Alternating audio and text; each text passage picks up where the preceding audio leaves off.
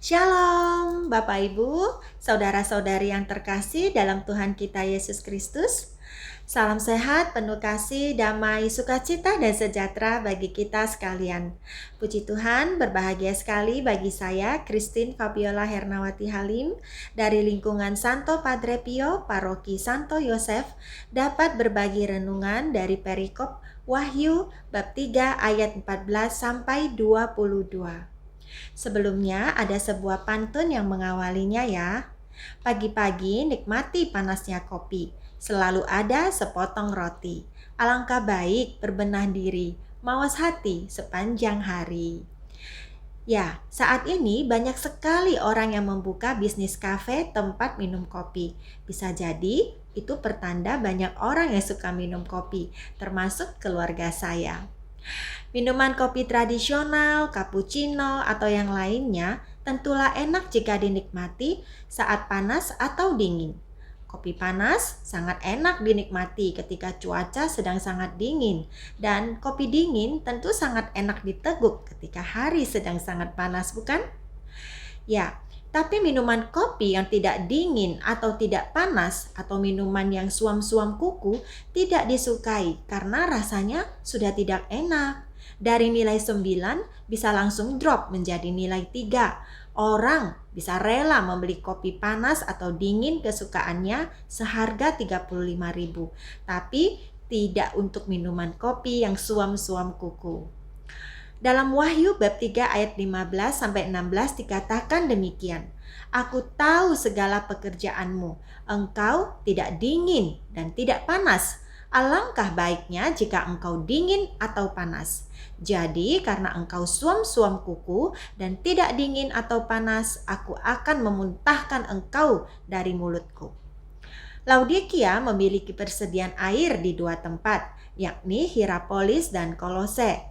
Di Hierapolis, persediaan air bersuhu panas dipakai untuk pengobatan, sedangkan air di Kolose adalah air dingin untuk menyegarkan badan. Air dari mata air di Hierapolis mengalir ke arah Laodikia sudah menjadi suam-suam kuku. Air yang suam-suam kuku justru menimbulkan penyakit perut. Ibarat minum air yang mengandung kaporit, tentu rasanya mual ya. Nah, air yang panas melambangkan orang Kristen yang rohnya menyala-nyala, hidupnya bersemangat, berkobar dalam kesalehan dan pelayanan kepada Tuhan. Air yang dingin berarti mereka yang tidak kenal Yesus Kristus, bersalah karena dosa-dosa berat, namun mereka ini ternyata lebih mudah diinjili dan dimenangkan. Sementara jemaat di Laodikia ini ibarat air yang suam-suam kuku, sehingga Yesus pun ingin memuntahkannya dan menegur secara tajam. Dari segi materi, mereka adalah orang-orang yang sukses, tetapi mereka miskin rohani, buta rohani, dan sombong rohani. Mereka menyandang gelar nama Tuhan, namun tidak ada Tuhan di dalam dirinya dan belum dapat hidup benar. Bagaikan sebuah barang, mereka hanya nampak indah dari bungkusnya, tetapi busuk isinya. Di zaman modern ini banyak sekali orang Kristen yang suam-suam kuku, pasif, stagnan, boleh dibilang hanya menjadi seorang Kristen KTP. Banyak yang lebih tertarik memperoleh berkat Tuhan daripada berusaha hidup menurut perintahnya. Ikut misa setiap minggu dirasa sudah cukup dan seringkali berpikir, tidak apa-apalah, setengah hati untuk Tuhan.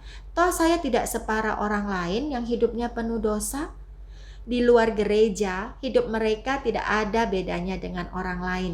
Tenggelam dalam kenikmatan duniawi, tidak peduli dengan orang lain dan sibuk menambah harta. Aku kaya dan telah memperkayakan diriku, katanya. Padahal di mata Tuhan mereka adalah orang-orang yang melarat, malang, miskin, buta, dan telanjang.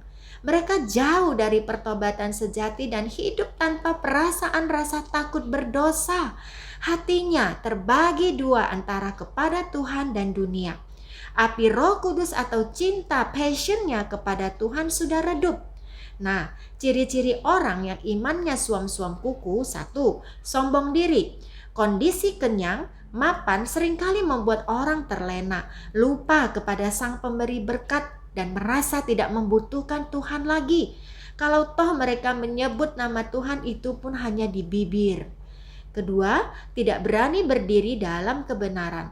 Playing safe, mencari aman dengan bersikap abu-abu.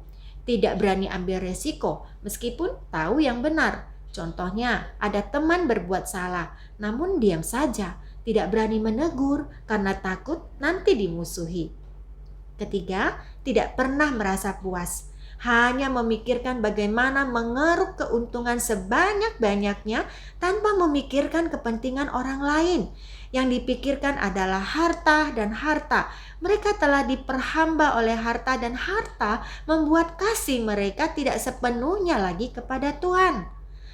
Santo Cyprianus dari Kartage mengatakan, bagaimana mungkin seseorang berkata bahwa ia percaya dalam Kristus bila ia tidak melakukan apa yang Kristus perintahkan kepadanya untuk dilakukan? Maka ambillah segera keputusan untuk berbalik, lakukan langkah-langkah konkret ini supaya tidak jatuh ke dalam iman yang suam-suam kuku. Pertama, percaya kepada Yesus sebagai Tuhan dan Juru Selamat dengan iman yang dinamis, yang terus-menerus mau bertumbuh dan diperbaharui. Mulai bergabung dengan komunitas rohani, aktif dalam setiap pelayanan yang terkecil sekalipun tapi nyata bagi orang-orang di sekitar kita. Tebarkan kasih kepada setiap orang seperti teladan Yesus sendiri yang mengasihi semua orang. Dalam 2 Korintus bab 13 ayat 5 berpesan, ujilah dirimu sendiri, apakah kamu tetap tegak di dalam iman. Selidikilah dirimu, apakah kamu tidak yakin akan dirimu bahwa Kristus Yesus ada di dalam diri kamu. Sebab jika tidak demikian, kamu tidak tahan uji. Kedua, harus bertobat dari segala dosa. Dosa yang dipelihara membuat rohani kita tidak bisa maju, sehingga tidak bisa merasakan damai sejahtera sukacita yang penuh dari Tuhan. Barang siapa kukasihi, ia kutegur dan kuhajar. Sebab itu relakanlah hatimu dan bertobatlah. Lihatlah aku berdiri di muka pintu dan mengetuk.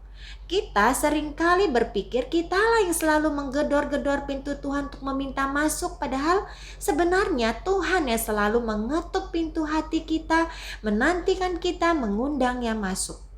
Tuhan ingin memurnikan jiwa kita untuk selalu berserah padanya dan rendah hati, sadar betapa besar kuasa dan kasih Tuhan dan betapa kita lemah sebagai manusia. Miliki sikap pertobatan, mentalitas hidup yang selalu ingin dipakai Tuhan secara luar biasa. 3. Bergairahlah dalam mencari Tuhan.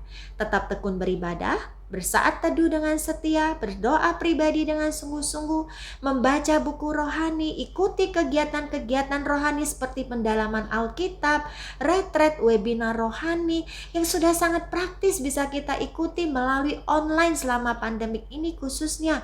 Tetap lakukan pujian dan penyembahan dan lain-lain. Saat paling butuh bernafas, di saat itulah kita paling sukar bernafas. Saat kita paling butuh firman Tuhan, di saat itulah kita paling bosan atau malas mendengar firman Tuhan. Tentu saja hal ini harus dilawan. Santo Benediktus dari Nursia berpesan, kemalasan adalah musuh terbesar jiwa. Sahabat-sahabat yang terkasih, Allah Bapa kita adalah Allah yang Maha Rahim, yang sangat mengasihi dan mencintai semua orang, terutama yang suam-suam kuku. Dia ingin agar kita berubah, bertobat dan kembali bersemangat. Dalam homilinya, Bapak Paus Fransiskus mengatakan, iman suam-suam kuku mengubah hidup kita menjadi kuburan, di mana tidak ada kehidupan. Mari kita mohon rahmat kepada Tuhan agar tidak jatuh ke dalam semangat setengah Kristen yang membuat kita menjadi orang Kristen tanpa substansi. Orang Kristen yang banyak menabur tetapi menuai sangat sedikit. Dalam Katekismus Gereja Katolik 2557 berbunyi, manusia dengan kerinduan berkata, aku ingin memandang Tuhan, kehausan akan Tuhan dipuaskan oleh air kehidupan kekal. Mari saudara-saudariku yang terkasih, hiduplah sebagai anak-anaknya yang selalu berkobar oleh api Roh Kudus, bukan dengan iman yang suam-suam kuku. Amin. Tuhan Yesus memberkati.